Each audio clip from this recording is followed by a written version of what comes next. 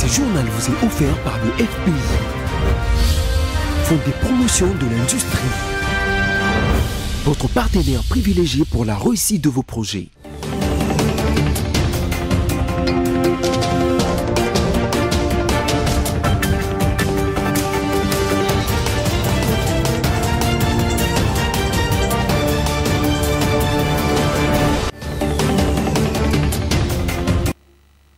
C'est toujours avec allégresse, mesdames et messieurs, que nous vous retrouvons pour vous livrer les informations. Bienvenue à vous tous à cette grande édition du journal et sans autre préambule, le menu.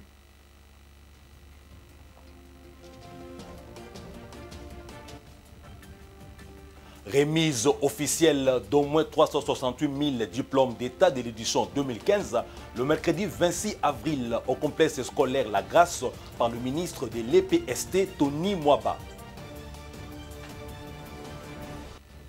Clôture après 2 jours d'assises au fleuve Congo Hôtel du séminaire de renforcement des capacités des membres du gouvernement.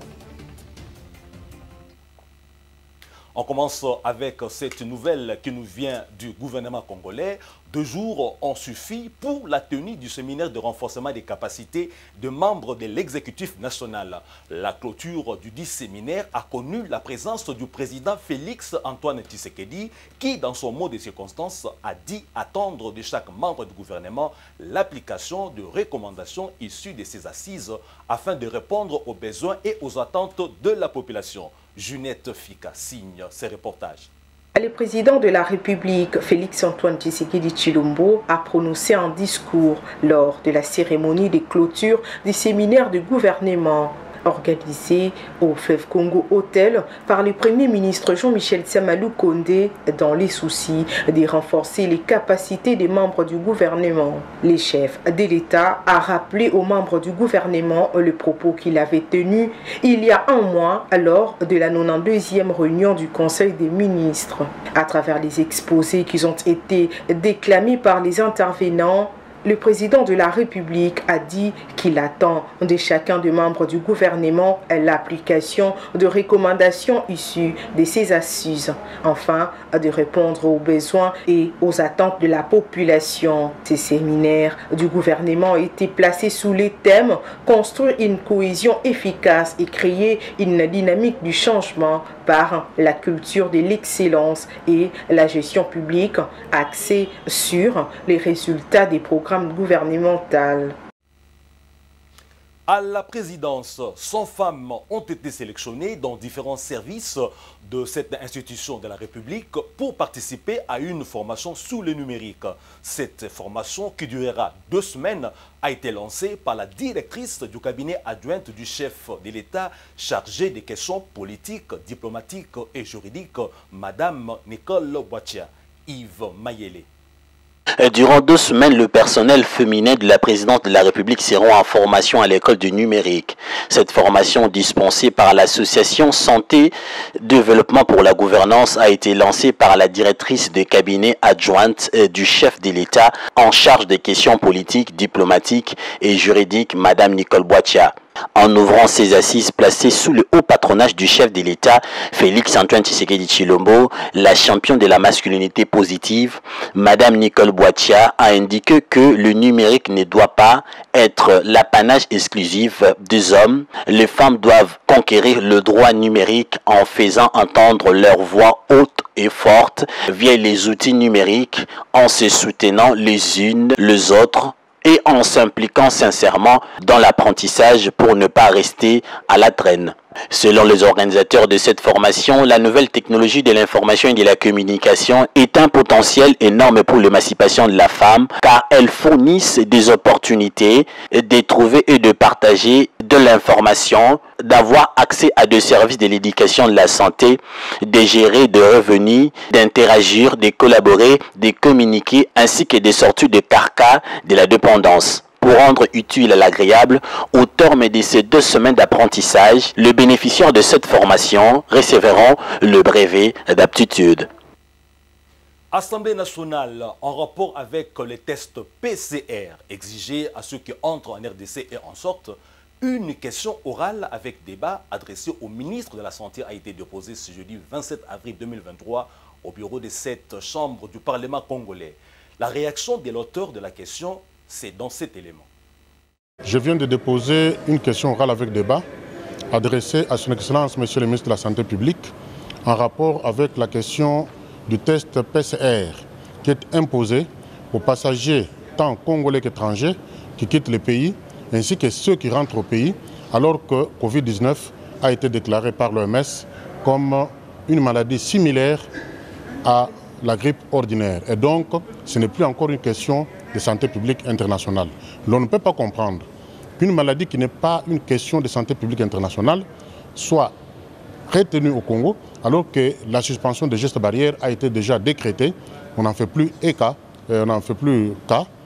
Ailleurs, les gens rentrent et sortent du pays sans test PCR. Mais au Congo, seul l'unique ou les rares pays au monde qui imposent encore les tests PCR, c'est qui amène beaucoup de compatriotes qui sont en difficulté, qui doivent quitter d'une province à une autre à payer encore les tests PCR, alors qu'en principe, les tests barrières ont été déjà suspendus. Voilà pourquoi j'ai adressé une question orale avec débat à son Excellence, Monsieur le ministre de la Santé publique, pour qu'il vienne répondre à la représentation nationale et qu'il nous dise pourquoi devons-nous continuer à payer les tests PCR alors que ce n'est plus encore une question de santé publique internationale. À court terme, c'est d'abord les réponses qu'il doit adresser à la population entière. Ensuite, nous verrons, par rapport à ces réponses, ce que nous pouvons faire. Tout dépendra de la manière dont les ministres doivent nous répondre. Mais en réalité, on devait aussi suspendre l'exigence des tests PCR à la sortie comme à la rentrée du pays. Parce que nous avons déjà suspendu les gestes barrières. Je ne vois pas pourquoi nous devons encore maintenir les tests PCR qui coûtent beaucoup d'argent à la population congolaise alors que les gestes barrières ont été suspendus. Mais ils doivent nous l'expliquer. Et nous devons savoir combien la RDC a déjà encaissé par cette opération et combien et où va cet argent. Nous devons savoir.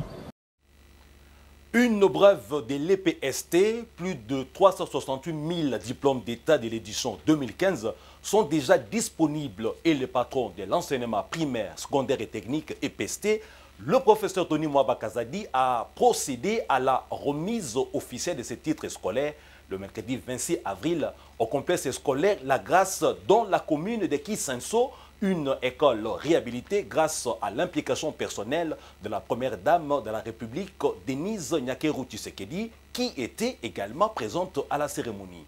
À cette même occasion, le ministre a aussi remis les actes juridiques de l'école maternelle, primaire et de l'Institut La Grâce. À la Commission nationale de prévention routière, CNPR en sigle, il a été procédé à la remise et reprise entre les membres du comité directeur sortant et entrant de cette structure. C'était en présence du secrétaire général des voies de communication et des enclavements. Roger Matadi et Générose Essengo ont été témoins de l'événement pour les comptes de BCTV.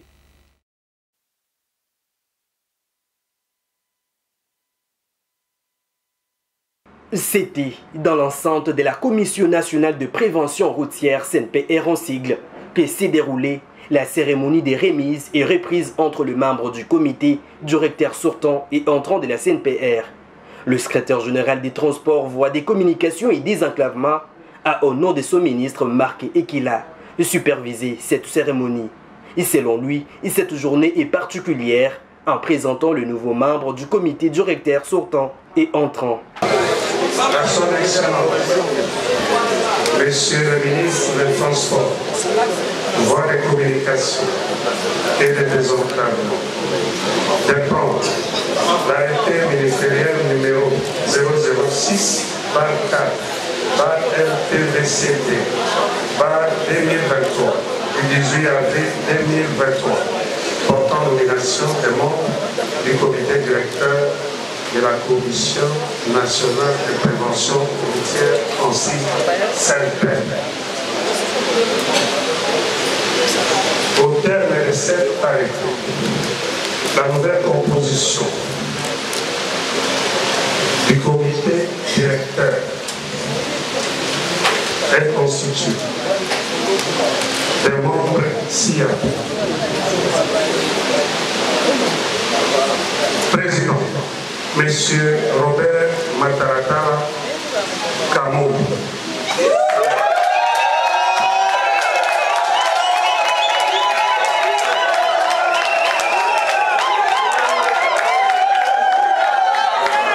Selon lui, cette journée est particulière en présentant le nouveau membre du comité directeur entrant, sont nommés membre du comité directeur de la CNPR, Robert Matalatala, président, Iguette Ngana Ntimba, vice-présidente, Bienvenue Mounia Sumbi, directeur administratif et financier, Valère Fumukani Antou, directeur technique, études, planification et normalisation, Eric Birindois, directeur juridique et contentieux et réforme.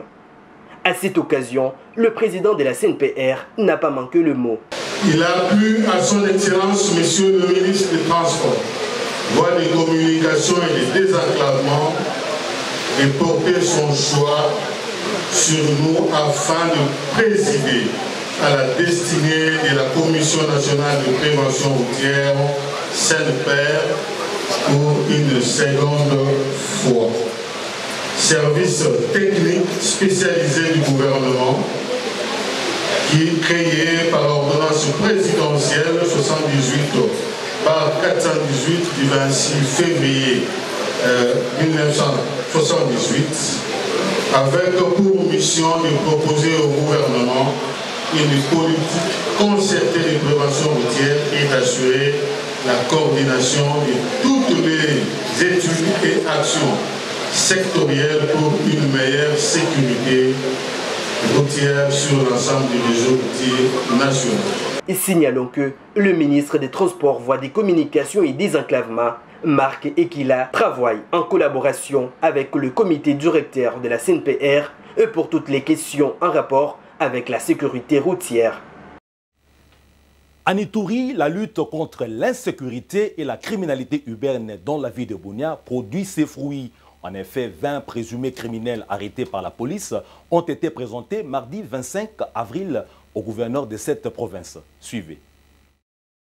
C'était dans une salle climatisée de l'immeuble Empire que s'est tenue la conférence de presse d'agence d'Arcantus Group du masterclass Jonathan Bilari.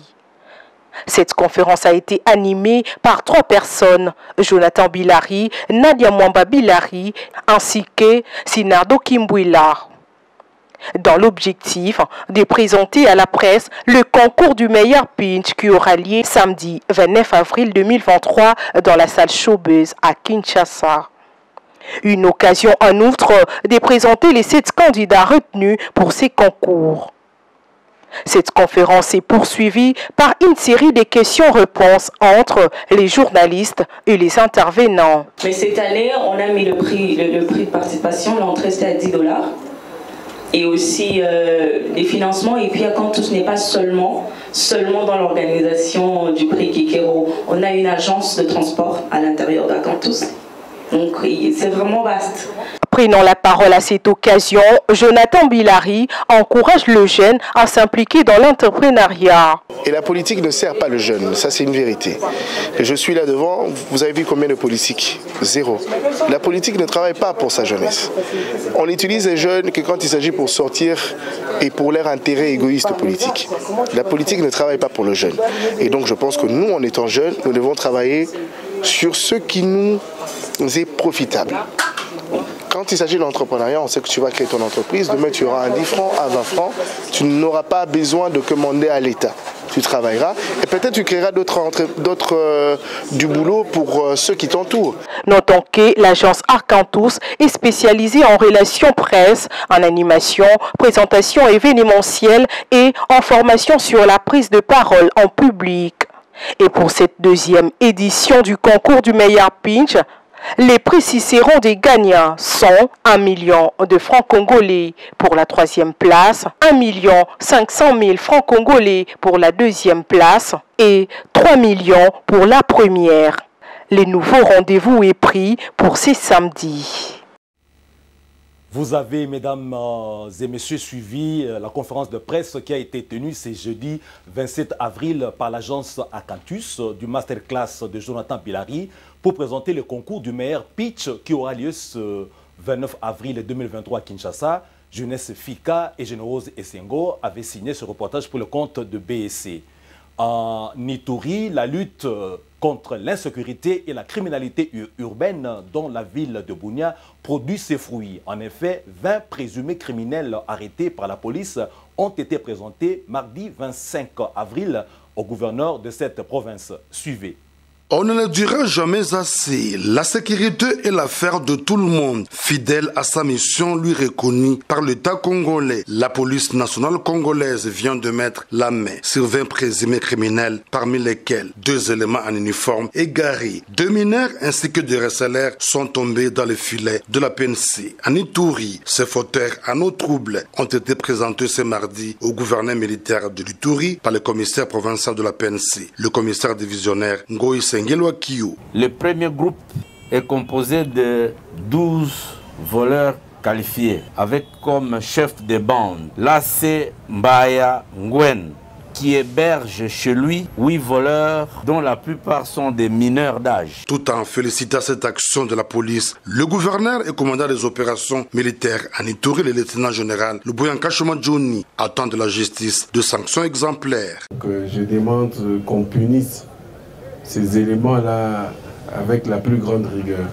Quant aux mineurs, je pense qu'ils ont plus à faire que d'adhérer à une association de malfaiteurs. Donc ils méritent aussi un encadrement. Cette action de la police est saluée par le propriétaire de biens volés et retrouvés. Il continue avec les services qu'ils sont en train de rendre à la population. On m'a toujours dit que la police ne travaille pas bien, mais aujourd'hui, j'ai vécu ce que les gens ne m'ont jamais dit.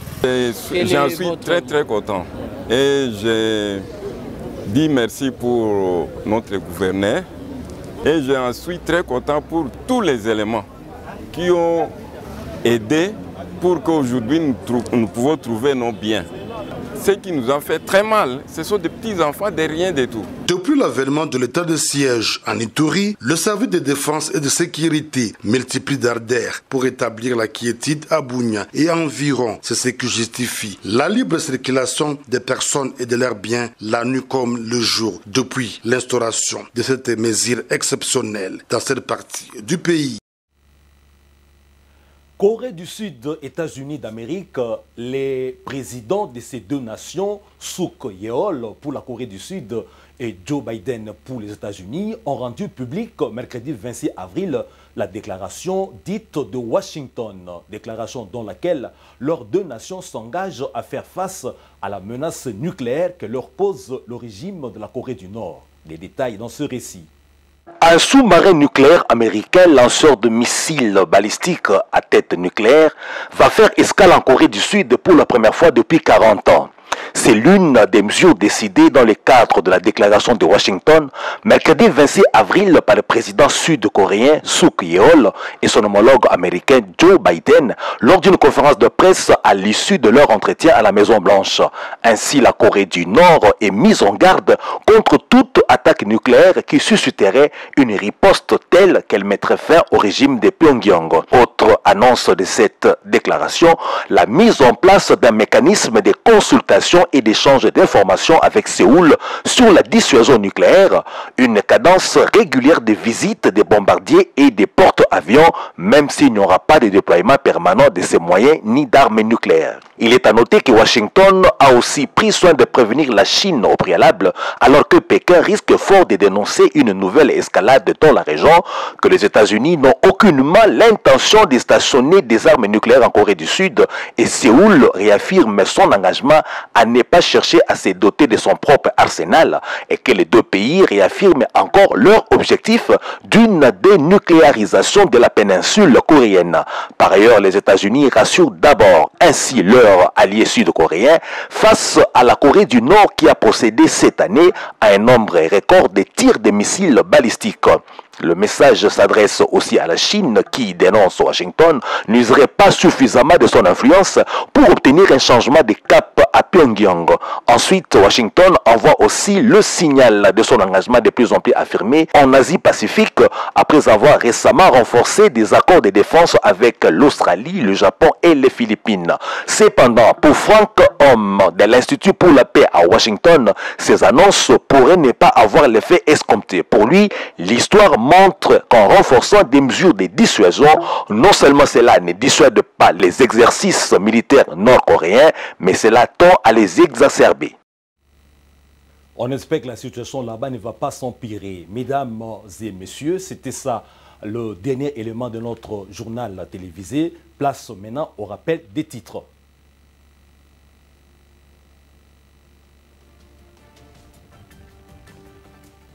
Remise officielle d'au moins 368 000 diplômes d'État de l'édition 2015 le mercredi 26 avril au complexe scolaire La Grasse par le ministre de l'EPST Tony Mwaba. Clôture après 2 jours d'assises au fleuve Congo Hôtel du séminaire de renforcement des capacités des membres du gouvernement.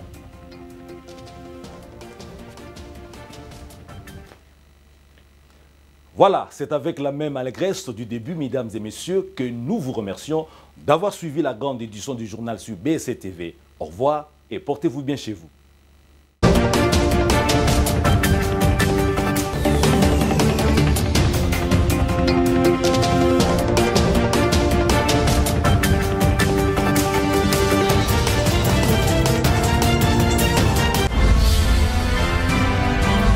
Ce journal vous a été offert par le FPI, Fonds de promotion de l'industrie, votre partenaire privilégié pour la réussite de vos projets.